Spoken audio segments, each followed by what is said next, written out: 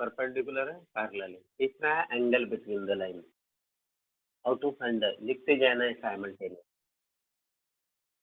आपके पास पहले लाइन का स्लोप है m1 और दूसरे लाइन का स्लोप है m2, तो थीटा भी एक्यूट एंगल। देखो लाइन जब इंटरसेक्ट होती है, छोड़ दो ये पैरेलल परपेंडिकुलर हो, लाइन जब इंटरसेक्ट होती है ना, इसे सामने लाइन, ये अगर ये एंगल एक्यूट है तो ये ऑब्ट्यूज रहता है 180 माइनस।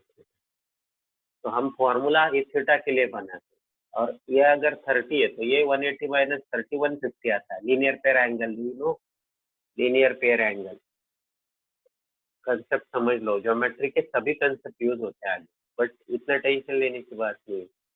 ज्योमेट्री में जो प्रूफ रहते थे इतना डिफिकल्ट नहीं आगे करना है। तो angle between the line, what is the angle between the line? तो हमारा आगे तो फॉर्मूला है, when you have the two line, suppose ये एक लाइन है और एक लाइन है, दोनों इंटरसेक्ट हो गए, तो इनके बीच में जो एंगल है ये एक्यूट होता है, दूसरा ऑब्टूज होता है, ऐसा ही रहेगा।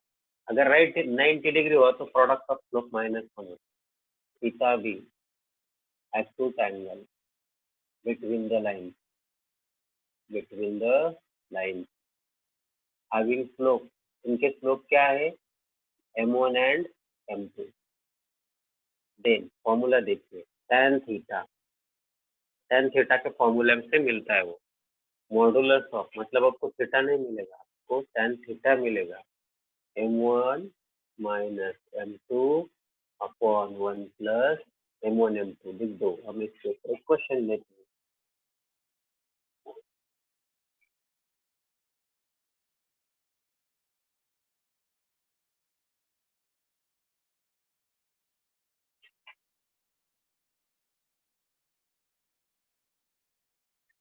फॉर्मूला है एंगल बिटवीन द लाइन, और ये जो एंगल है वो हमारा एक्यूट है। मॉडुलस किस लिए है? ये मॉडुलस है एक्यूट एंगल के लिए। मॉडुलस जो फॉर्मूला है वो है एक्यूट एंगल के लिए। Formula the acute angle between the lines,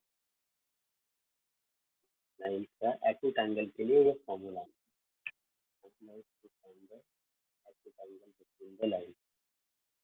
आपके पास अगर दो लाइन होगी तो आप एंगल कैसे फाइंड सकते? अभी आपको मैं कुछ टेंजेंट के कुछ वैल्यू बताता हूँ, फिर आपको एंगल मिल जाएगा। अभी ये tan थीटा जो है ना, वो स्लोप का tan थीटा नहीं, ये एंगल का tan थीटा। स्लोप का कंसेप्ट नहीं बताएंगे, वो पहले रेमिडियल में हो। अब देखिए कैसा रहता है। tan 0 का वैल्यू जो है 0 होता है, tan 30 का वैल्यू जो होता है 1/√3। कितना होता है? 1/√3। tan 45 का वैल्यू आपका कितना आता है? 1 आता है। और tan 60 का वैल्यू जो है वो √3 आता है।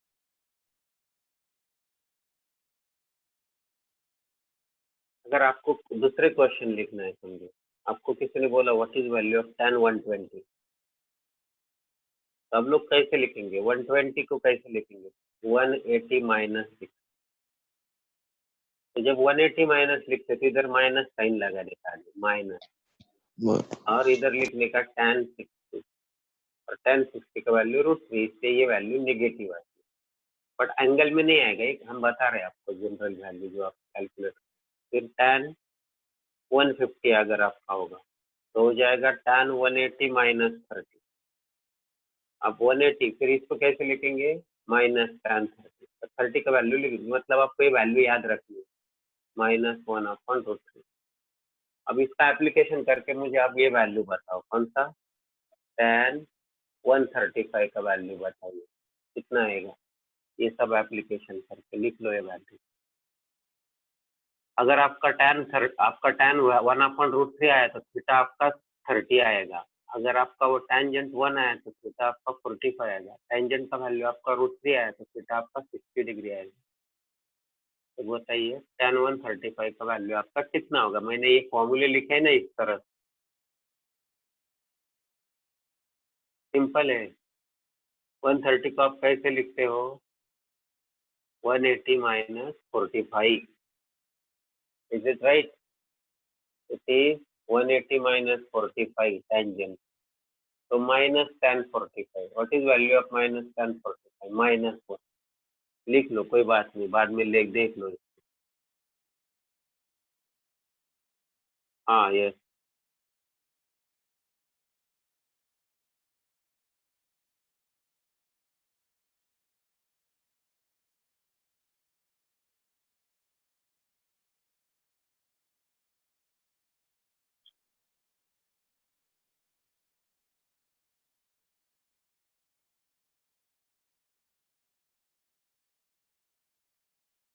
Okay, angle between the line.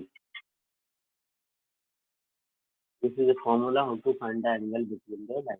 अगर दो लाइन दिए तो आप इसका एंगल कैसे फाइंड कर सकते हो, इसके लिए फॉर्मूले। This equation of line in general form, if you are given the equation of line in general form, how to find the angle between them। दो लाइन के बीच में एंगल रहता है ना इंटरसेक्ट होने के बाद, तो what will be the angle between the line when they are intersecting each other। ये हमारा क्वेश्चन अगर है तो okay? The formula is for finding the angle between the lines। If you have the question what is the angle between the lines, then you can use this formula।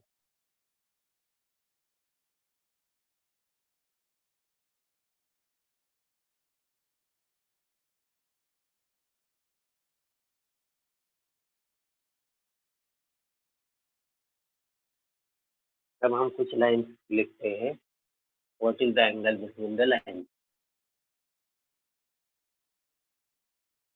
what is the angle between the lines, ऐसा question आ सकता है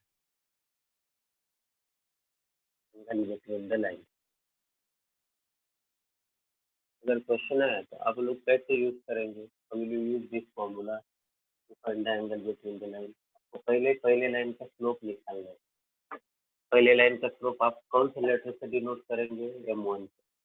फिर you will denote the second slope of second line by m2, and then you will find m1 minus m2 and 1 plus 1 upon m1। तो दोनों product लेके divide करेंगे m1 minus m2 को, और जो आपका वैल्यू रहेगा वो होगा angle between the line tan theta का वैल्यू। tan थीटा से आप क्या फाइंड कर सकते हो, थीटा। tan थीटा से आप क्या फाइंड कर सकते हो, theta. How will you find theta, theta आप कैसे फाइंड कर सकते हो। क्वेश्चन देने से पहले मैं आपको बताता, आपके पास अगर tan थीटा 1 आया तो आपका थीटा कितना आएगा। हेलो, अगर आपके कैलकुलेशन का tan थीटा 1 आएगा तो आपका थीटा कितना है। हाँ ये बात आपको पहले, आपको अगर ये पहले से मालूम है तो then and then you can find it, otherwise not possible. Okay, intersection of line आपको समझ में आया, पॉइंट ऑफ इंटरसेक्शन कैसे फाइंड करना, परपेंडिकुलर लाइन कैसे प्रूव करना है यह समझ में आया। How to prove the lines are perpendicular, how to prove the lines are parallel, parallel line कैसे प्रूव किया जाते हैं, स्लोप अगर इक्वल है। अब हमारा आगे का कंसेप्ट है how to find angle between the two line. दो लाइन के बीच में एंगल किस तरह से फाइंड किया जाता है ना।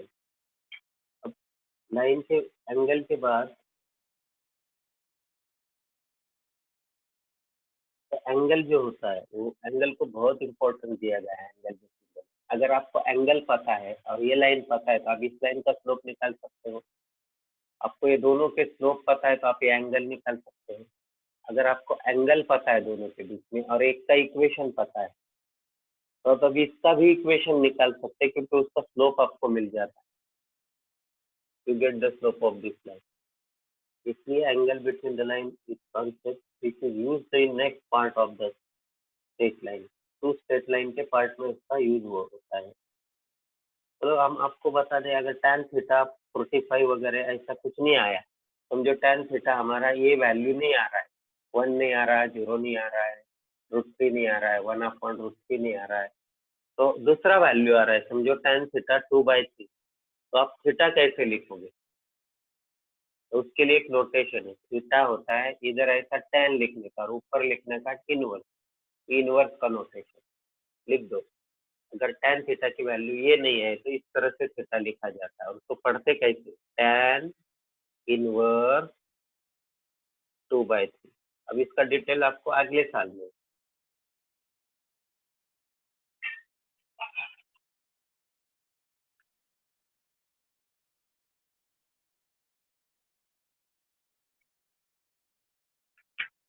इसके जो डिटेल्स है वो आपको अगले साल में। सर फुल स्क्रीन दिखाओ ना। हाँ हाँ देखो, अगर ये 1/√3 1/√3 आए तो हम प्रिडिक्ट कर सकते हैं ना एंगल क्या है। 0 मतलब 0 डिग्री, बट अगर ये नहीं आया तो हम प्रिडिक्ट नहीं कर सकते, तो फिर हमें इस केस में ऐसे लिखना पड़ता है।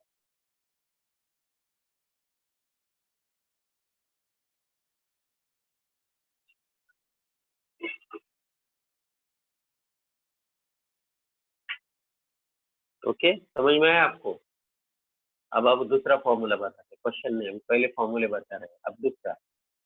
समझो मेरे पास एक पॉइंट है ऐसा इधर, और ये पॉइंट है और ये इक्वेशन ऑफ लाइन है जनरल फॉर्म, सब लोग ध्यान रखो।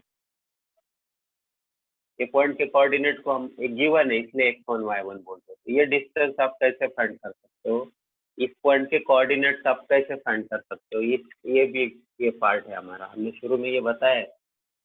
तो डिस्टेंस ऑफ, फॉर्मूला लिखते हैं, distance of t x1 y1 from the line ax plus by plus c equals to 0 is, किसी को मालूम है क्या? Modulus of, anybody?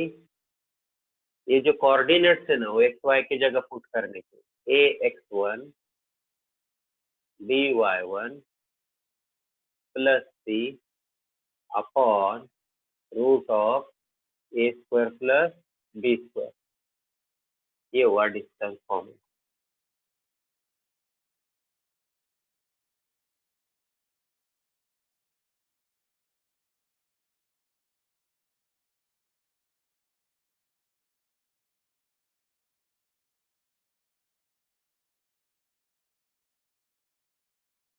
मिल गया आपके पास डिस्टेंस फॉर्मूला? हेलो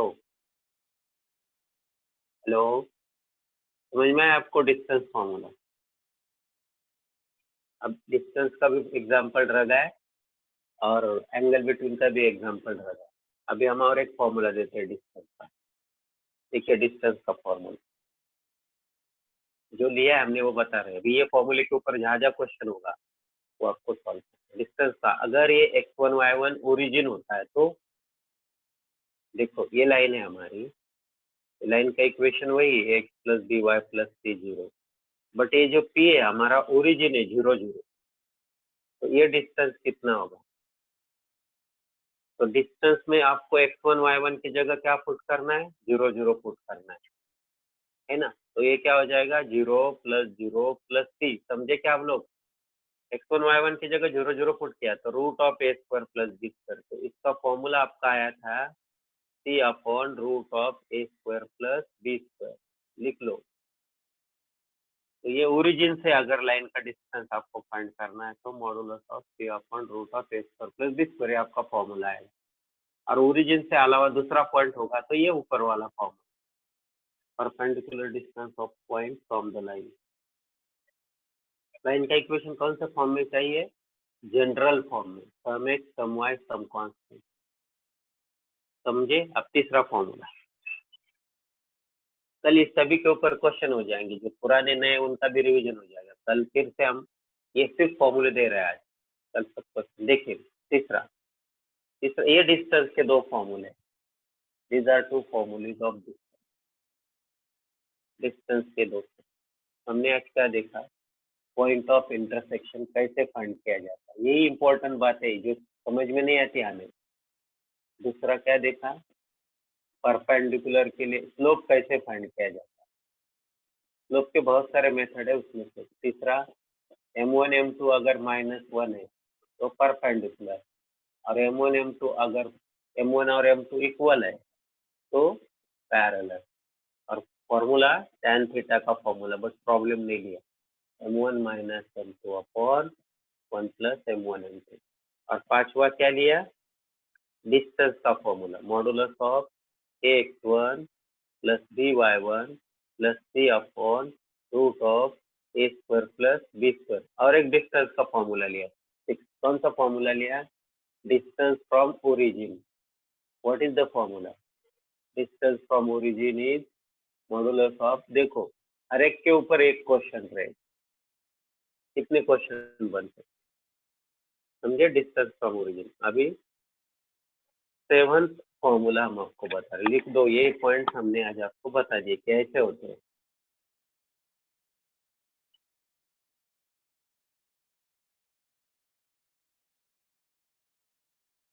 आपको ये फॉर्मूले के लिए आपके सामने एक पेज पे लिखने, कल रखो आपके साथ, जब हम डिस्कस करेंगे तुरंत आपका ध्यान उस फॉर्मूले की ओर जाना चाहिए।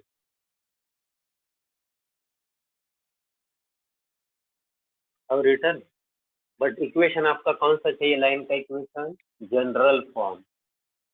इक्वेशन क्या चाहिए, ऐसा, सम एक्स सम वाई सम कांस्टेंट, ये ऊपर लिखो, तो ये फॉर्मूले होते हैं। अभी हम आगे लेके जाएंगे, 6 हो गए, अब 7। Have return, hello hello, answer anybody. Yes, sir. Yes, sir. हाँ, अभी मैं 7वां लिख रहा हूँ, distance between two parallel line. दो लाइन पैरेलल होते तो उनमें डिस्टेंस हो सकता है ना, ये देखो 7वां मेरा पॉइंट है, distance between two parallel line, two parallel line. कल इसके ऊपर, हर फॉर्मूला के ऊपर दो दो ऑब्जेक्टिव क्वेश्चन और दो दो क्वेश्चन हो जाएंगे। टू पैरेलल लाइन, पहला पैरेलल लाइन रहता है A1x B1y, दूसरा रहता है A2x, ये मेरे नोटेशन है, मैंने जानबूझ के ऐसे इक्वेशन बनाया। तो डिस्टेंस रहता बहुत सिंपल रहता, A2 नहीं रहता, दोनों पैरेलल में ये सेम रहते, ए बी, तो स्लोप इक्वल आएगा ना।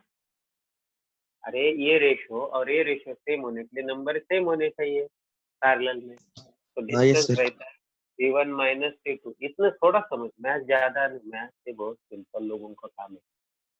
अगर मेरे पास 2x प्लस 3y है और दूसरा भी 2x प्लस 3y, फिर इधर 8 है और इधर 9 है, तो ये दो लाइन पैरेलल हो गए ना। पहले का स्लोप हुआ -2/3 और दूसरे का स्लोप हुआ -2/3, समझे आप लोग।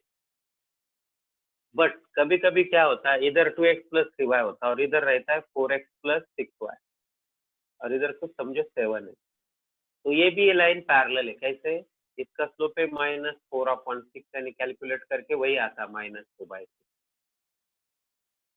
तो ऐसे केस में C1, ये C1 C2, बट ये C1 C2 में नहीं आता, फिर क्या करना है, इधर 4x 6y, तो इधर भी 4x 6y करो दोनों से, तो ये हो जाएगा 4x प्लस 6y प्लस 16, और ये हो जाएगा 4x प्लस 6y प्लस 18। क्या किया हमने, मल्टीप्लाई करके रखा। अब ये तीनों एग्जांपल आपके सामने इधर लिख के रखो, फॉर्मूला बता देते हैं हम, root of a² plus b²।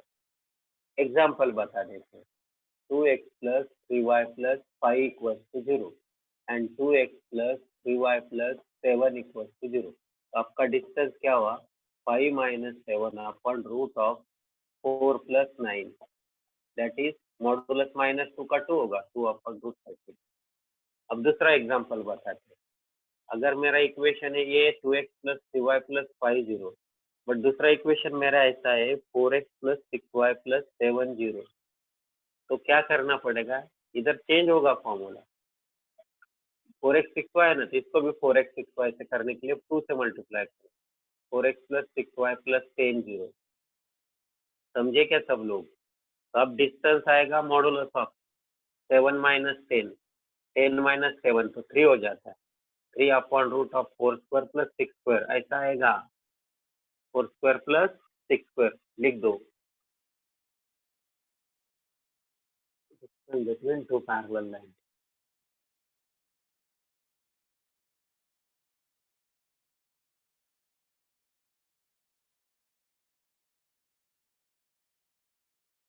ठीक है, आज के लिए और 4 मिनट मेरे आपके लिए है।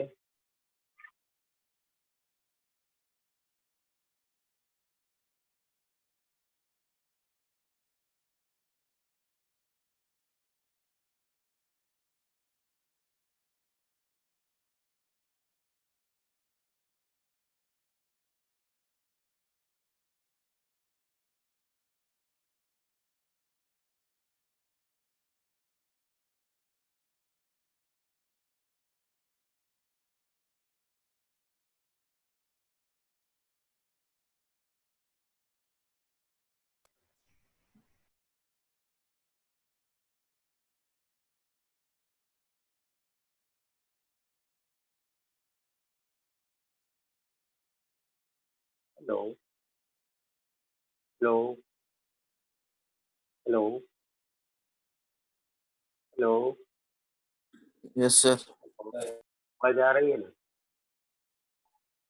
यस सर, आ रही। आवाज आ रही? हाँ ठीक है, ठीक है। ओके, क्या होता है हम अगर शुरुआत से ये मैंने ये चैप्टर उल्टा पढ़ा है आपको, क्योंकि प्रॉब्लम इसके ऊपर है जनरल इक्वेशन। हम क्या करते शुरू में ही रहते, पहले 3 कंसेप्ट में रहते, आगे आते ही नहीं। वो कंसेप्ट तो मैंने अभी पढ़ा ही नहीं, ये इम्पोर्टेंट कंसेप्ट है। अब आपने लिखा है distance between two parallel line, 2 line आगा पैरेलल होगी, तो इसमें ये डिस्टेंस का फॉर्म होगा। उसके बाद में और एक पॉइंट रहता है, वो image of point.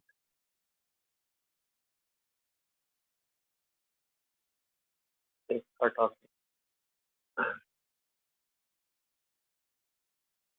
Straight line, equation of line. अभी हमने पढ़ाया था इक्वेशन ऑफ लाइन। चलो, मैंने कुछ बातें इधर छोड़ दी, अभी इक्वेशन ऑफ लाइन के कुछ फॉर्मूले। इक्वेशन ऑफ लाइन, पहला फॉर्मूला है y माइनस वाई वन, इसे स्लोप पॉइंट फॉर्म करते हैं, स्लोप पॉइंट फॉर्म। इसमें गिवन क्या होता है, x1 y1 और m। दूसरा है y minus y one upon y2 minus y one, x2 minus x2, इसे 2 पॉइंट फॉर्म करते हैं। क्या कहते हैं? 2 पॉइंट फॉर्म। आज अगर हमने इतने लिखे तो हर एक का प्रॉब्लम कल हो जाएगा। तीसरा होता है slope intercept form. Slope intercept form तो वो क्या होता है, y is mx plus c। और एक फॉर्मूला होता है y is mx when c 0। c मतलब y इंटरसेप्ट, इसे y इंटरसेप्ट कहते हैं। ओके, अभी आपको x इंटरसेप्ट y इंटरसेप्ट में बताता है जनरल इक्वेशन। चौथा formula, how to find x intercept. आपके पास इक्वेशन है x plus B Y plus सी 0, तो डायरेक्ट लिखो माइनस सी अपॉन है, ये डायरेक्ट, और पुट y इक्वल टू 0, इससे आपका x इंटरसेप्ट। पांचवा, y इंटरसेप्ट कैसे फाइंड किया जाता है general equation, x plus B Y plus c से। कोई बताएगा मुझे y intercept? Minus c upon b, या x इक्वल टू 0 पुट करो। अब ये इसके इसमें नहीं है, ये अलग है, इनको पॉइंट में मत कीजिए, इनको राउंड करके रीजन में लगो। ये 3 हो गए आपके। अभी चौथा इक्वेशन मैं बता रहा हूँ आपको।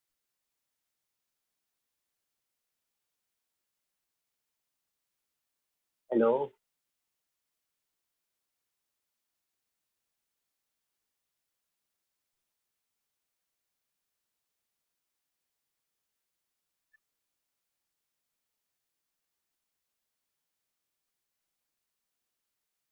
ओके, तो हमारे 3 हो गए ना इक्वेशन, ये पॉइंट अलग है। अब अगर आपके पास 2 इंटरसेप्ट हो गए, एक्स इंटरसेप्ट भी मालूम है, वाई इंटरसेप्ट है, चौथे फॉर्मूले का नाम है डबल इंटरसेप्ट। ये बहुत important, double intercept. X upon a, इसको इंटरसेप्ट कहते हैं, वाई अपॉन बी, मतलब x upon x intercept plus y upon y intercept equal to 1। ये आपका इक्वेशन है। और एक पांचवा और 6, देखो इससे इक्वेशन है, ये इक्वेशन है, ये मेथड है इक्वेशन फाइंड करने की। मतलब आपका जनरल इक्वेशन इस मेथड से आता है, 1 2 3, 3 में 2 है, एक चौथा मेथड, पांचवा और 6 मेथड। पांचवा बताते, 6 में अपने से अब return up to this fourth. और पांचवा जो है, इसमें एक पॉइंट और स्लोप होता है, इसमें 2 पॉइंट दिए होते हैं, इसमें एक स्लोप और इंटरसेप्ट दिया होता है, इसमें सिर्फ स्लोप दिया होता है, सी 0 होता है, इसमें दोनों इंटरसेप्ट दिए होते हैं। गिवन कंडीशन से आपको बस कुछ नहीं याद रखना आपको। देखिए, अब पांचवा पॉइंट है हमारा, पांचवे का नाम है नॉर्मल फॉर्म। सब लोगों को पता होगा नॉर्मल फॉर्म। नॉर्मल फॉर्म में इक्वेशन होता है x cos alpha plus y sine alpha equal to p. तो आप लोग बोले थे आंसर को पॉजिटिव लिखने का, किसने बोला था, याद है क्या आपको? ये वैल्यू आपका पॉजिटिव होना चाहिए। ऐसे फॉर्म में लिखने का, इसको बोलते हैं नॉर्मल फॉर्म। ये अल्फा क्या रहता है, पी क्या रहता है, perpendicular distance of line from origin, line का परपेंडिकुलर डिस्टेंस। अल्फा क्या होता है, angle made by the perpendicular, वो जो परपेंडिकुलर है ना, उसने जो एंगल बनाया विथ एक्स एक्सिस। देखिए हम आपको बता देते हैं कैसे रहता है। ये हमारा एक्स और वाई एक्सिस है और आपका लाइन यहाँ से जा रहा है, तो हाँ पॉजिटिव करना है, ये बताया था आपने, पर चर्चा हुई थी हमारी। तो ये ओरिजिन से जो परपेंडिकुलर रहता है ना, ये डिस्टेंस पी होता है, वहाँ ये पी डिस्टेंस। हाँ आपने कहा था, इसलिए तो बोला ना मैंने, मुझे याद है, तो भी मैंने जानबूझ के बोला। और ये एंगल अल्फा होता है, तो आपको ये लाइन का कुछ भी जरूरी नहीं है, सिर्फ ओरिजिन से लाइन का डिस्टेंस मालूम चाहिए और इसने इसके साथ कौन सा एंगल किया एक्स एक्सिस से, लाइन का कुछ भी पार्ट मालूम नहीं है, तो भी इक्वेशन मिल जाता है, x cos alpha plus y sine alpha equal. आज के लिए इतना ही, धन्यवाद, थैंक यू वेरी मच।